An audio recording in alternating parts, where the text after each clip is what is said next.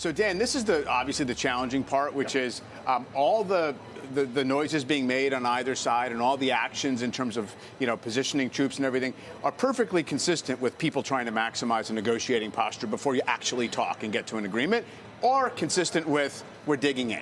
So, I mean, the market is kind of got to just figure that out. So I'll tap my well-trained geopolitical brain here. It feels to me like we're getting ready to take the island, to take Karg Island. What do I know? Nothing.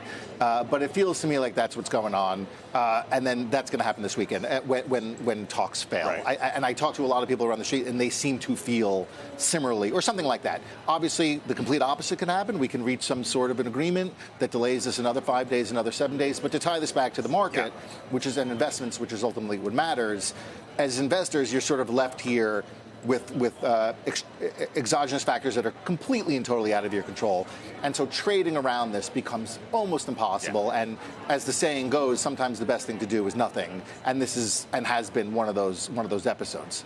Yeah, I mean, that's what Kramer said. I'm looking at Brent crude. If that is a scenario, we're looking at $100 Brent crude, which is only the highest since 2022. Yeah. I mean, does something look mispriced to you? So I knew some type of this question would come on, and I was prepared to say and will say, the market is complacent is the type of thing someone says on air when the market is doing something they don't think it should do.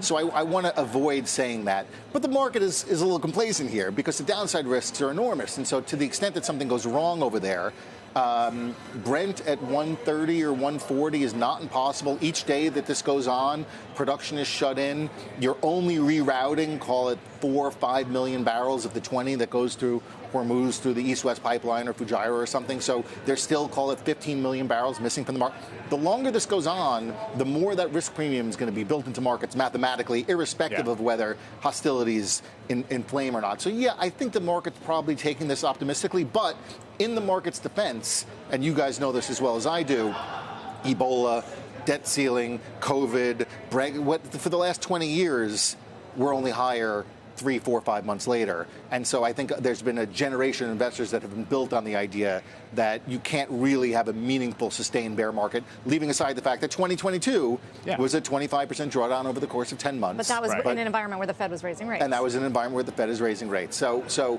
I don't blame people for being optimistic right now, but the downside risks are obviously quite high. No, I think it's totally plausible that we sit here and say, look, there's a nonlinear path here, right? Which is, it can be okay for a while, but if it goes to a certain point in time and we don't have a solution for these disruptions, then it sort of jumps into a different state, which is global recession of some kind. Sure, but just to get to Sarah's point from before, it's not as if everything was hunky-dory coming into this. Well, this is the thing, right? And that's a 2022 story, too, by the way. That's correct. Because you had a massive blow-off in speculative tech in late 2021 and actually over the course of 2021, and a lot of things were happening. You're kind of coming off of the big fiscal stimulus to some degree, whatever it was.